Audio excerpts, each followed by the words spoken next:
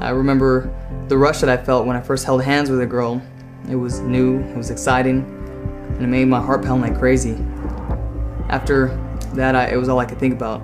Yeah, I love that rush, that feeling that it gave me.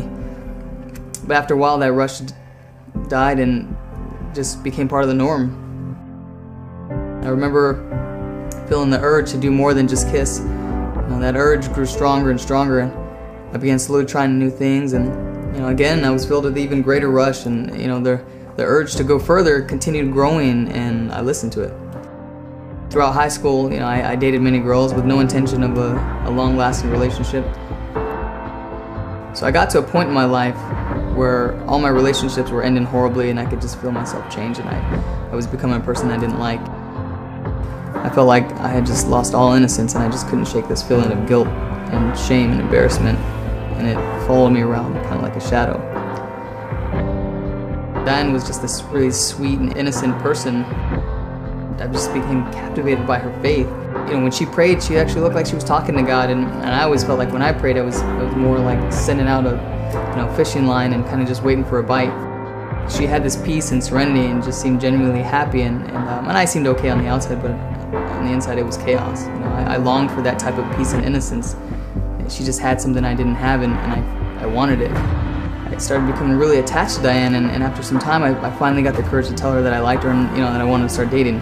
And she said, "All right, well, I like you too, but if you ever want to even think about having a relationship, or the possibility of a relationship, there are 3 things I want you to do." And she said, the first thing is, if we decide to have a relationship, then I want you to ask my father's permission, because it's important for me to have my family involved, and I want him to give us permission first.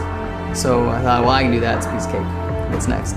The second thing is, she hands me this huge, thick blue book, and she said, I want you to read this book. This is something that, there's some things I want to tell you, and if you don't read this book first, you're not going to understand. So I looked at the book and I thought, well, these tasks are getting a little bit harder, but I can read this book no problem. She didn't give me the 3rd task. She told me I had to finish the book first, and the book was it was called Arms of Love by Carmen Marcoux. And I related to the male character at the beginning of the book, and I wanted badly to be like the character at the end of the book.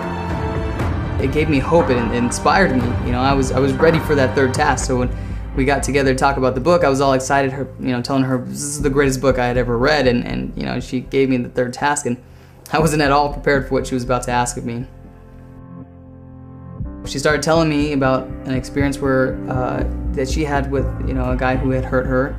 He humiliated her, after he took advantage of her. So she was so heartbroken that she drove herself straight to a nearby church, and in her sobbing, she makes this promise to Mary and to God that she would not kiss another man until she was standing with him before the altar on her wedding day. And then she said, if you want to be with me, then you have to take on that promise too. The next thing I tried to do was convince her that it was probably not a good idea. I said, I don't, that's amazing that you want to make that promise, that's cool, but I don't think kissing's a bad thing, before marriage. And she said, oh, I know it's not a bad thing. I made that promise because I wanted to keep myself from falling into doing more than just kissing, and kissing can easily lead into other things, and if we don't kiss, then I don't have to worry about that. And I know that the guy that's willing to take on this promise for me will be the man that I can marry. I know that he'll be the man who loves me for me and not just my body. Obviously this girl was prepared to have this debate, and I wasn't. In fact, I was thinking, wow, that's a really good point. But sensible or not, I was pretty sure that there's no way I could even do this, even if I wanted to. But I like this girl so much that I reluctantly told her, if that's your promise, I guess I have to respect that. She set the standard high, and she wasn't willing to compromise. She said, take it or leave it, and since there was no negotiation, I had no choice but to agree to the terms. I only said yes to respect Diane's promise because I knew it was the only way I could be in a relationship with her.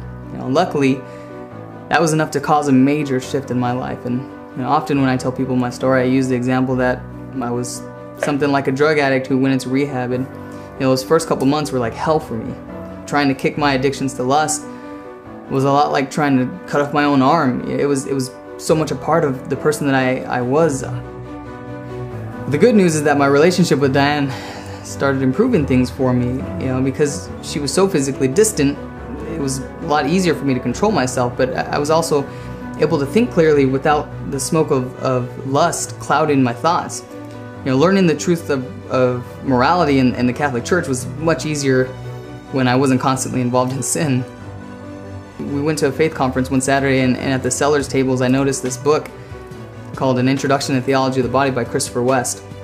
And I remembered the book Arms of Love that Diane had given me. When on the back it said it was based on something called Theology of the Body. And so I was interested just to know what it was. So I took it home with me, and I just devoured this book. I fell in love with the theology of the body, and I just began to buy anything I could get my hands on concerning the theology of the body. The teaching was amazing, and it opened my eyes to God's plan for life, love, marriage, and sex. It explained all the desires I had for union, and it showed how God purposely gave us sexual desires and created us male and female so that we could come to know Him. It claimed that the marital union of male and female was a sign of heaven, a symbol of the nature of God. If we only had the eyes to see God's wonderful plan for life, love, sex, and marriage, we would all be blown away by its beauty and its power. This theology of the body began to open my eyes to this new reality, and I began to realize just how special Diane was, and her innocence became like a priceless work of art to me. Diane and I became very close over the next 2 years, and we began talking about, possibly getting married, and we stayed open to the possibility of a religious vocation. And we prayed together, we did ministry together, and everything was just wonderful.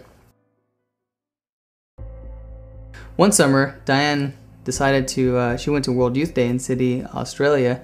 She had an awesome experience. She came back on fire, just talking about how wonderful it was, and these nuns that she met that she had a great time with, and she felt so close to these nuns, and she started entertaining the idea of a vocation to the religious order, and now she was convinced that God was calling her. My heart just sank into my stomach. I felt my mind sort of panic, and I was just thinking, oh God, what are you doing? Don't take her. My whole world just turned upside down, and I just thought, well, what am I gonna do? I thought we were meant for each other, and a deep pain shot through me and through my heart at the thought that I would never be able to experience what it was like to kiss the lips of the girl that changed my life forever. I valued our relationship so much, but I realized that I also valued what the relationship had done for me. I realized that I had no regrets. I decided that I needed to swallow my fears and just love Diane enough to allow her the opportunity to pursue God's call for her. I knew I had to do what was best for her, whether or not it was painful for me. So one day while we're talking on the phone, I decided to do what needed to be done. I started off telling her how much life had changed since I had met her, and how grateful I was that God brought her into my life, and I knew that my job was to make her happy. And if we were called to marriage, my job would be to do what was best for her and to help her get to heaven. And if we weren't called to marriage, then whatever vocation she was called to would be where she was going to find her fulfillment. So I told Diane, if that's where God's calling you, then I can't hold you back. I won't hold you back. I told her I loved her, and we parted ways. For 3 days we didn't even talk.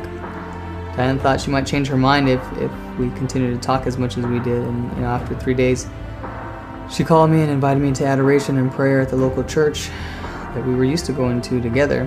And she wanted to pray for guidance, and she wanted me to be with her for support. And so I did. I went with her, and we prayed together, we talked, we laughed, and I was so happy just to be with her that I almost forgot that we had agreed to go our separate ways. We had such a great time that day and that week. In fact, we started going to Mass and adoration together every day to pray for guidance, and like a dying fire that just needed a spark, our love and our relationship was rekindled. We fell in love all over again, except this time there was a confidence in our relationship that we never had. Within about a month or so, we were engaged. I felt like a real man for the first time ever in my life. Men are created to be protectors and to serve the woman they love, to lay down their lives for them. And for the first time, I said no to my body and my desires. And I gave my fears over to God, and I just said yes to His will for me. I finally figured out the solution to becoming a real man, and it's to be crucified, to love another more than you love yourself. And when I made that decision, I proved to Diane and to myself that I was willing to go to the cross for her. Her happiness and fulfillment was worth the price of my life. From the point that I told Diane that I loved her enough to support her pursuing God's calling, even if it wasn't with me, she knew that I loved her more than I loved myself. She knew that I feared her pain more than my own. And she knew that I was the guy that she could give herself to in marriage. A year and a half later, her and I are standing at the altar. She's beautiful, she's dressed in white, and she's looking so beautiful and holy. And I just remember I had all my family and friends present, and they all got to witness my very first kiss with my bride.